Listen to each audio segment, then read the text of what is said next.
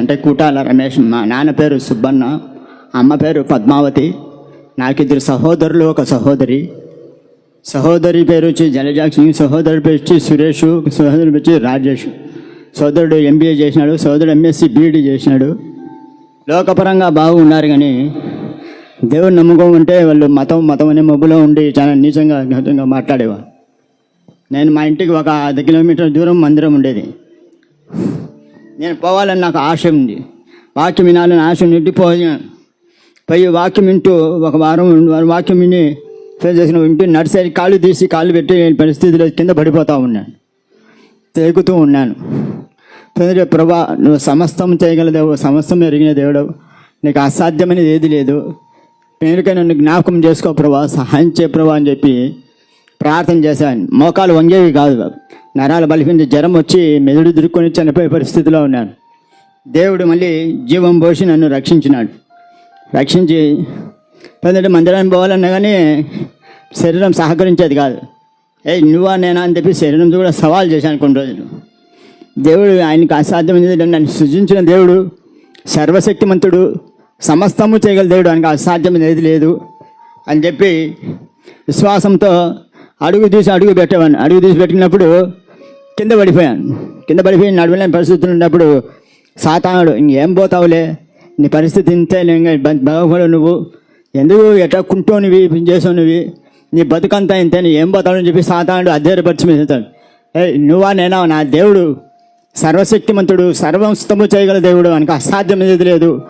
పడిపోయినా మళ్ళీ లేపుతాడు, చనిపోయినా లేపిన దేవుడు పడిపోయిన లేపడాడా అని చెప్పి విశ్వాసంతో మళ్ళీ లేచి అడుగు పెట్ట మళ్ళీ కింద పడిపోయాను. ప్రభా, నువ్వు సమస్తం ఎరిగిన దేవుడు, నీకు అసాధ్యమైన ఏది లేదు, నైనా సహాయం చేయ ప్రభా అని చెప్పి ప్రార్థన చేసుకుని మనుషులనే ప్రార్థన చేసుకొని పోయాను. చిన్న నడుచుకుంటూ మందిరం కాడిపోయి కూర్చుంటే అక్కడ ఉండేవాళ్ళు, నువ్వు నడవలేవే, ఎందుకు వచ్చినావు అంటే, నేను దేవుని నమ్ముకున్నాను, దేవుడు నాకు సాయం చేస్తాడు, ఆయనకు అసాధ్యం ఏది లేదు అని చెప్పి మందిరంలో ఉండి వాక్యం వింటూ వచ్చి ఉంటాను. మందిరానికి పోయినాక నాకు కొత్త నిబంధన బైబిల్ ఒక సహోదరి కెజియా మందిరం పరిచయం ఇచ్చినారు. మందిరం వెనకాల ఉండి వాళ్ళ ఇల్లు ఇచ్చి సహోదరుడు ఏలియా అని పరిచయం అయినా చూసుకొని వాక్యం చదువుకుంటూ ప్రార్థన చేసుకుంటూ ఉండేవాడిని. ప్రభా, నాకు సహాయం చే ప్రభా, నేను బలహీనుణ్ణి, ఏం చేయలేని వాడిని, సహాయం అనుగ్రహించుతంటే సమస్తము చేయగల దేవుడు, నీ కుంటివారిని, గుడ్డివారిని, మూగవారిని, చెవిటివారిని స్వస్థపరచవు ప్రభా, నాకు సహాయం చే ప్రభా అని చెప్పి ప్రార్థన చేసుకుంటూ ఉండేవాడిని.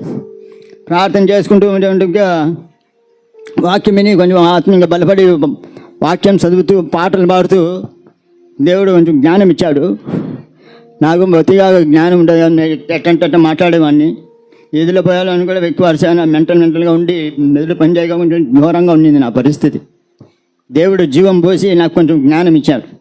జ్ఞానం ఇచ్చినప్పుడు వాక్యం ప్రతిరోజు ఉదయము, మధ్యాహ్నము, సాయంత్రం రోజు 3 సార్లు వాక్యం చదువుకొని మోకాల మీద కాలు వంగేవి కాదు, వంగకన్నా కానీ వంచి దాన్ని శరీరం మన ప్రథమ శత్రువు శరీరం, ఆ శరీరాన్ని నలగొట్టుకోవాలి. శరీరం ప్రథమ శత్రువు మనిషికి. ఆ శరీరాన్ని నలగొట్టుకొని పెంచినప్పుడు సేవలో ముందుకు సాగింది బాగుంటుందని చెప్పి కాళ్ళు చూసుకొని వంగేది కాకుండా అట్ట పెట్టుకుని మళ్ళీ పొద్దున్న లేచి వాకింగ్ పోయి చూసుకుండేవాడిని. వాకింగ్ పోయేటప్పుడు కొన్నిసార్లు పడిపోయేవాడిని అట్టే నరాల బలహీనం వల్ల. ప్రభా, సహాయం చే ప్రభా, నాకు నరాల శక్తి బలం తెచ్చే ప్రభా అని చెప్పి మళ్ళీ ప్రార్థన చేసుకుంటూ ఉండేవాడిని. ప్రార్థన చేసుకుంటూ చేసిన దేవుడు సహాయం చేశాడు. మళ్ళీ అక్కడ వాక్యం చదువుకొని ప్రార్థన చేసి మందిరంలో పాటలు పాడుతూ వాక్యం చదువుతూ ఉండగా అక్కడ పెద్దలు, నువ్వు బలపడినావు, ఆత్మీయ బలపడినావు, చూస్తున్నావు, వస్తాడు, వాక్యం చదువుతాడు, మాకు అందరికంటే బాగా ఆత్మీయంలో బలంగా ఉండవు, బాప్తిసం తీసుకోమని చెప్పాను. బాప్తిసం తీసుకోమని ఇంట్లో వాళ్ళని అడిగాను.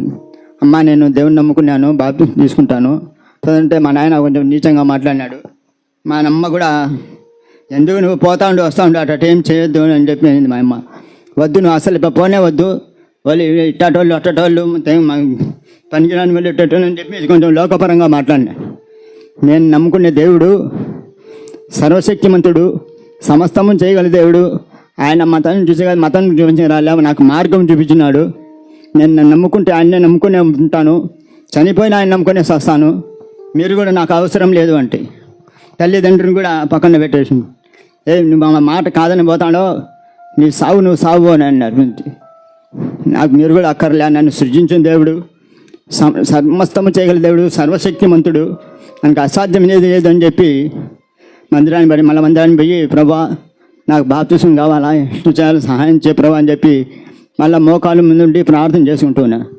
అట్ట ఒక వారం రోజులు మోకాలు ముందు ప్రార్థన చేసుకొని ప్రతిరోజు పుణ్యం చేసుకుంటూ ఉండగా అక్కడనే రాయచూట్లోనే అక్కడ సాహిత్యాలు ఒక హాల్ ఉన్నది. హాల్ వెనక సోదరుడు ఆదాం అని అట్టలు వ్యాపారం చేసుకుంటూ మందిరానికి వస్తూ పరిచయం అయినాడు.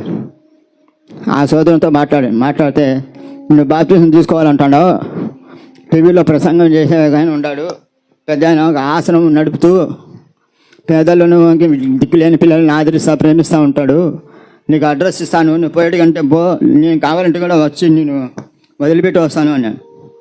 నువ్వు రాకపోయినా పర్వాలేదు, నేను నమ్ముకునే దేవుడు నాకు తోడుగా ఉన్నాడు, నాకు ఎట్టని కావాలి, బాప్తిసం కావాలా, నేను క్షణంలో చనిపోయినా కానీ దేవుని రాజ్యం చేరాలా, నేను ఆయనకు అసాధ్యం లేదని చెప్పి మళ్ళీ మాట్లాడితే